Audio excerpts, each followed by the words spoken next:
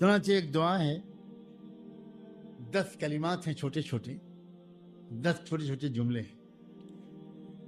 یہ کہا ہے کہنے والوں نے کہ جو شخص ان 10 کلمات کے ذریعے اللہ تعالیٰ سے دعا مانگنے کا معمول بنا لے گا،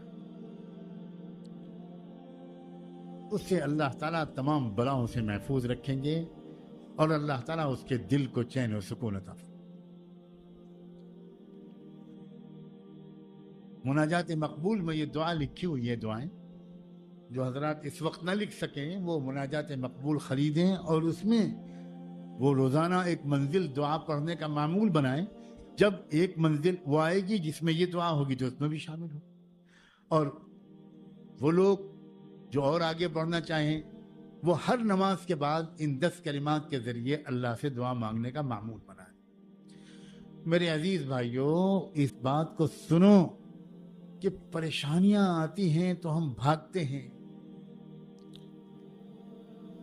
یہ پریشانیاں جو آتی ہیں یہ آتی ہی اس لیے ہیں اکثر کہ اللہ تعالیٰ ان پریشانیوں کو بھیج کر ہم کو اپنی طرف کھینچنا چاہے، اور ہم اللہ تعالیٰ کے اس بات کو سمجھتے ہیں، کیونکہ اللہ تعالیٰ ہم میں سے اکثر کے مزاج کو جانتے ہیں کہ یہ بندے جب تک بہت زیادہ پریشان نہیں ہوں گے تب تک یہ میری طرف نہیں آئیں گے۔ کیا یہ ہماری بیماری نہیں ہے؟ لیکن مشکل یہ ہے ایمان کی اور سمجھداری کی کمزوری کی وجہ سے پریشانیوں کے باوجود ہم اللہ سے اپنے تعلق کو بڑھانے کی طرف نہیں دوڑتے۔ ہمارا ذہنی اس طرف نہیں جاتا۔ یقیناً میرے ایمان میں کمزوری ہے، میرے اعمال کی خرابی ہے، جس کی وجہ سے یہ پریشانیاں آئی ہیں، تو میں اب توبہ کروں، گناہوں کی زندگی چھوڑوں، غفلت کی زندگی چھوڑوں اور اللہ سے اپنے تعلق کو بڑھاؤں۔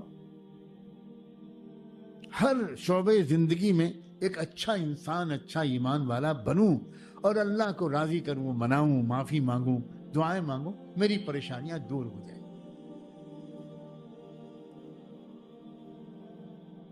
اللہ اسباب کا محتاج نہیں ہے، لیکن اس دنیا میں اللہ نے اسباب کا ایک نظام بنایا ہے۔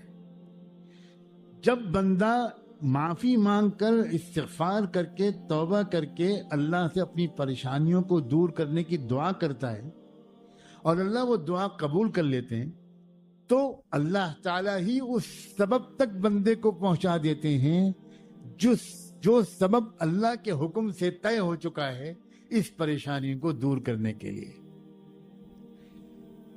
جب جس سبب تک اللہ پہنچاتے ہیں اس کا نتیجہ ضرور نکلتا ہے، اور جس سبب تک اللہ نہیں پہنچاتے بندہ خود دوڑ بھاگ کرتا ہے اور وہ سبب اللہ تعالیٰ کی طرف سے چنا ہوا نہیں ہوتا، اس سے کامیابی نہیں ملتی۔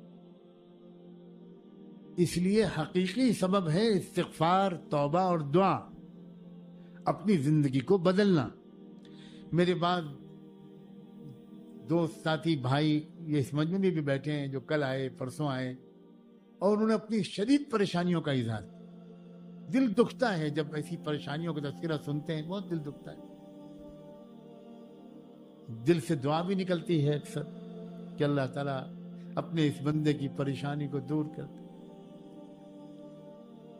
ایسے ہی لوگوں کی خدمت میں خاص طور پر عرض ہے، اور کچھ نہ کچھ پریشانی تو ہر ایک کو لگی ہوئی ہے آج کل کی زندگی میں۔ ان پریشانیوں کو اللہ کی نعمت سمجھے، ان پریشانیوں کو اللہ کی طرف سے ایک سنہری موقع سمجھے، ایک گولڈن اپارچونٹی کہ اس پریشانی کے ذریعے سے اللہ نے ہمیں اپنے پاس بلانا چاہا ہے، لیکن ہم سمجھ نہیں پاتے۔ وہ دعا کیا ہے؟ حسبی اللہ لدینی، اللہ میرے دین کے لیے کافی ہے۔ اللہ تعالیٰ نے پریشان حال بندوں کی پریشانیوں کو سامنے رکھ کر ایک جملہ قرآن میں فرمایا الیس اللہ بکاف عبدہ، کیا اللہ اپنے بندے کے لیے کافی نہیں ہے؟ اللہ اکبر، عجیب بات ہے۔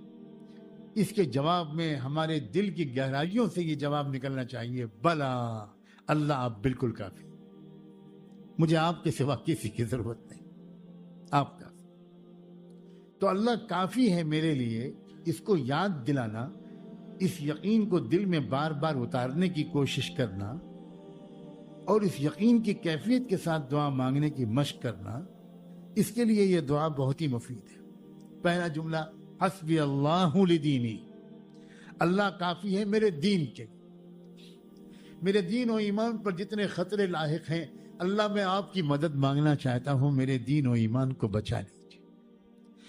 دوسرا جملہ ہے حسبی اللہ لدنیائی، اللہ کافی ہے میری پوری دنیا کے لیے، میری دنیاوی جتنے مسائل ہیں، روزی کا مسئلہ ہو، صحت کا، بیماری کا مسئلہ ہو، گھریلو کوئی الجھن ہو، حسبی اللہ لدنیائی، حسبی اللہ لما اہمنی، حسبی اللہ لما اہمنی، یہ ہے دوسرا جملہ، دنیا یہ نہیں ہے، حسبی اللہ لما اہمنی، اللہ کافی ہے ہر اس مسئلے کے لیے جس کی فکر میرے دل و دماغ پر سوار ہے، جو مجھے الجھائے رہتی ہے، جس فکر میں پریشان رہتا ہوں، اللہ اس مسئلے کے حل کے لیے بھی بالکل کافی ہے۔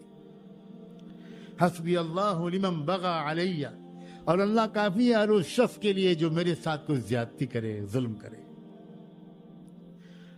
چوتھا جملہ حسبی اللہ لمن حسدنی، اللہ کافی ہے ہر اس شخص کے لیے جو مجھ سے حسد کرے۔ پانچواں جملہ ہے حسبی اللہ لمن کادنی بسوء، اللہ کافی ہے ہر اس شخص کے لیے جو کوئی بری سازش میرے خلاف کرے، اللہ کافی ہے، نمٹ لے گا اللہ مجھے بچا لے گا، حفاظت میں لے لے گا۔ چھٹا ہے حسبی اللہ عند الموت، اللہ کافی ہے میرے لیے میری موت کے وقت۔ 5 جملے ہیں دنیاوی زندگی کے، اور 5 جملے ہیں آخرت کے، بالکل برابر۔ آخرت کا تذکرہ شروع ہوتا ہے 6 جملے سے، حسبی اللہ عند الموت، اللہ کافی ہے موت کے وقت کہ میری موت آسانی سے ہو جائے، ایمان پر ہو جائے، اللہ کافی۔ 7واں جملہ ہے حسبی اللہ عند المسألة فی القبر، اللہ کافی ہے قبر میں جب سوال جواب ہوگا، اللہ کافی ہے میری مدد کر دے گا، میں پاس ہو جاؤں گا، میں کامیاب ہو جاؤں گا۔